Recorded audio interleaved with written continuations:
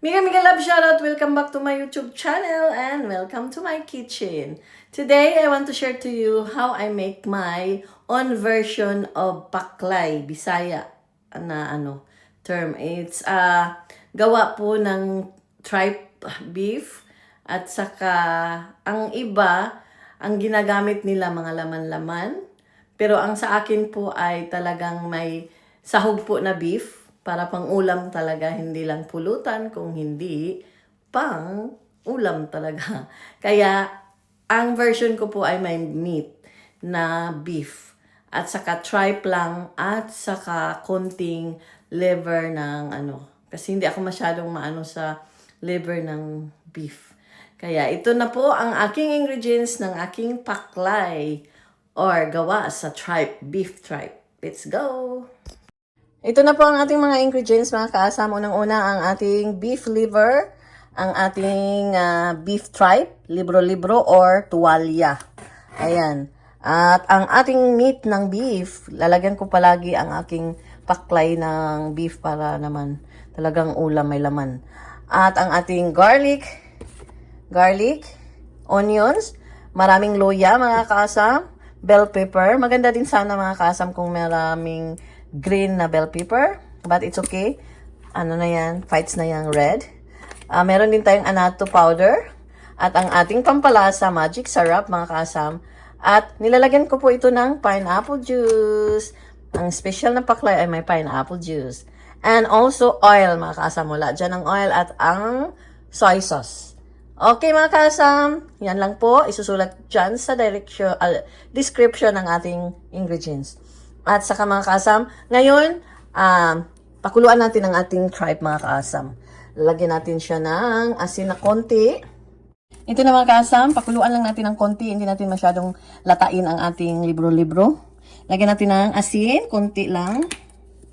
Konti lang. Patanggal lang ito ng amoy ng libro-libro, yung langsa mga kaasam. Pwede din naman suka. Pwede, depende na po sa inyo yan, okay? Tapos lalagyan natin ng garlic mga kaasam. And then, nakalimutan ko pala kanina mga kaasam, isa din ang ingredients, ang belly leaves. Bay leaves.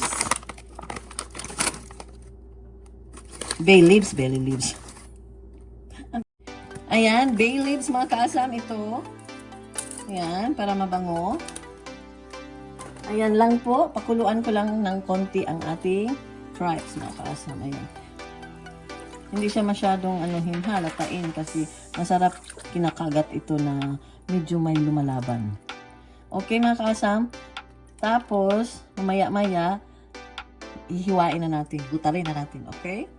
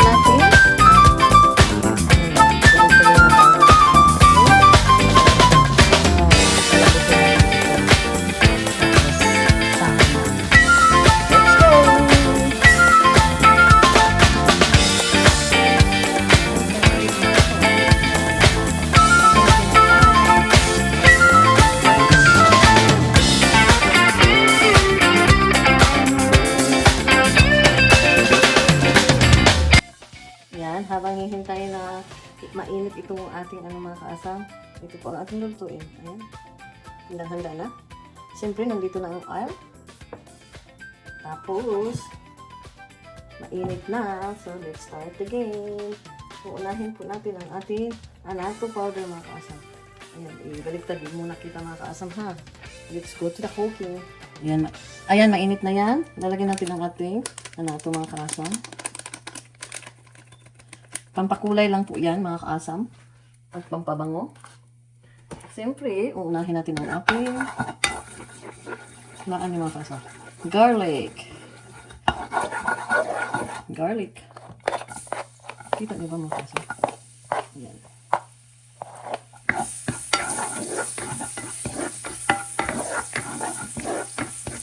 Masarap to pampulutan mga kaasam.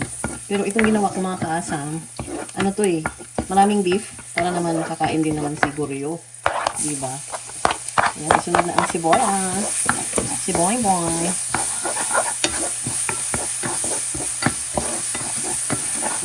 And then, sunod natin ang ating beef mga kaasam. Ayan. Palambutin lang ang beef. Ayan, ang gusto ko dito sa beef na ito mga kaasam, merong ugat. O ayan. Tignan yung ugat. Gusto ko yung ugat. Kaya ayan. Kung gusto niyo ng anghang mga kaasam, lagyan niyo ng chili crush, right? Ito Ayan, it's your choice naman mga kaasam, okay? Masarap ito pag maanghang. Iisa na ako ng sili talaga. Mahal? $6 ang per pound.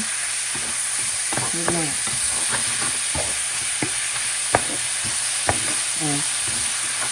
Tapos lalagyan natin ng konting tubig para tutulong po sa pagpapalambot ng ating beef, mga kaasam.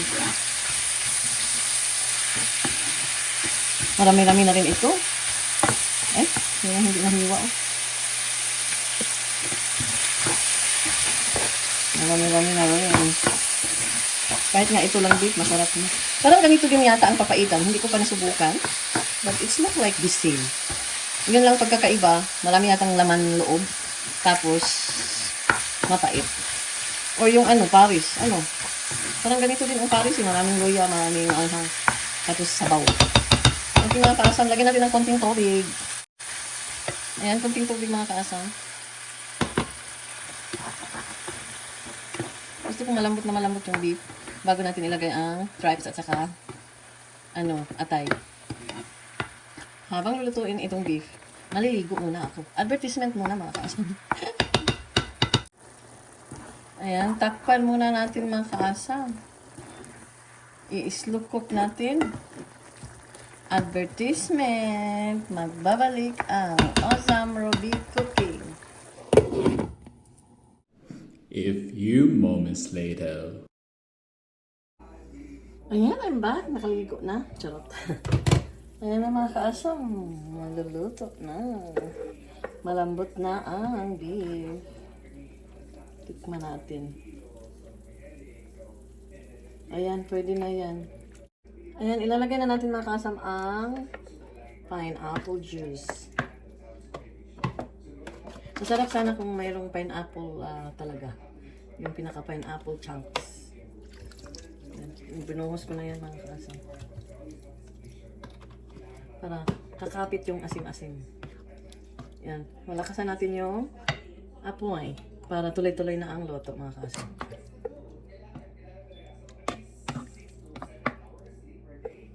Okay, balik tayo.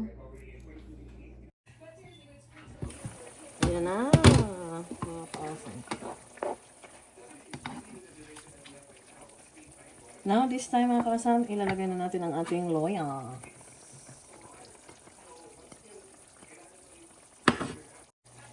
Ayan, luya mga kasam. At saka mga kasam, nakalimutan ko isali pala kanina ang suka. Ayan, isang lang, suka. Para maasim-asim. Maasim naman yung pineapple pero masarap pa rin ang suka. And then, ang ating tripes. Tikman nga natin mga kasam. Sarap. Sarap. Sarap. Kahit wala ng mga kaasam. Beef lang. Okay, papaminta mga kaasam. Black pepper. Dagdagan po natin ng crushed chili mga kaasam para maanghang. Kasama ng luya. This time, we're gonna put the tripes. Ito na ang tripe mga kaasam. As what I have said, mas maganda pag hindi malambot masyado ang tuwalya. Kasi para lalaban siya mga kaasam. Pero pakuluan pa rin natin para mag-absorb yung lasa.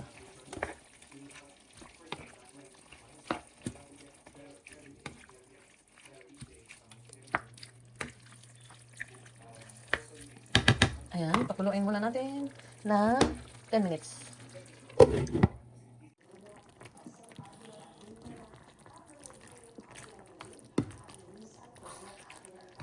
Ayan, lagyan na natin ng magic sarap. Isang kutsarang magic sarap mga kaasam. Depende lang sa inyo kung paano yung panlasa ninyo, okay? Ganyan lang. Tapos, takpan. And that's it.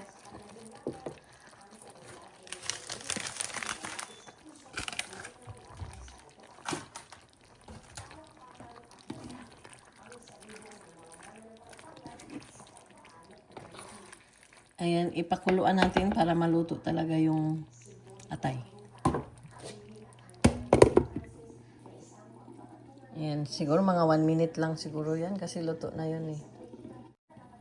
Ayan na, ready to eat. That is my paklay.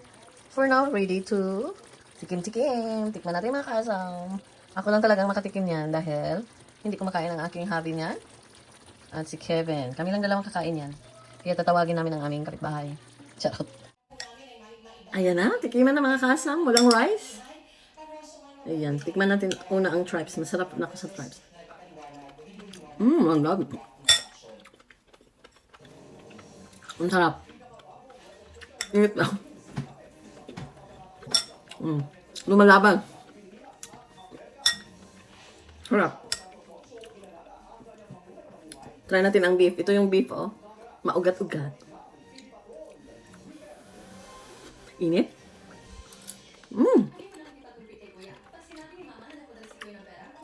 Ang sarap. Sarap na ugat. Subukan yung mga kasama. Sarap.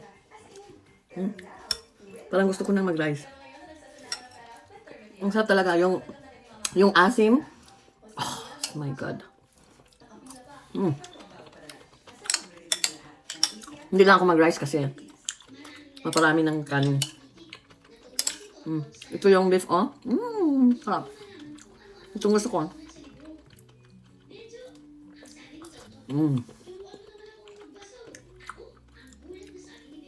Paklay. Pag may sabaw ito na yung papaitan. Lagyan lang ng mapait. Okay mga kasam, thank you. Bye-bye.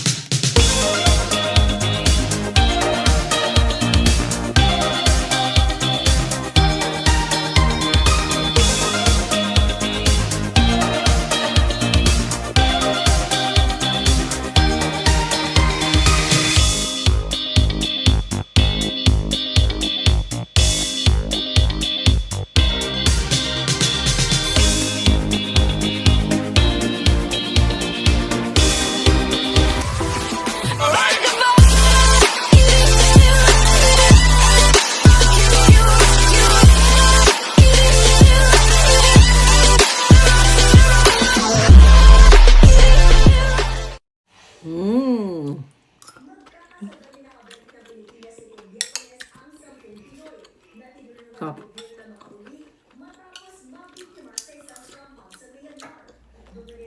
Ito yung atay, oh. Sarap.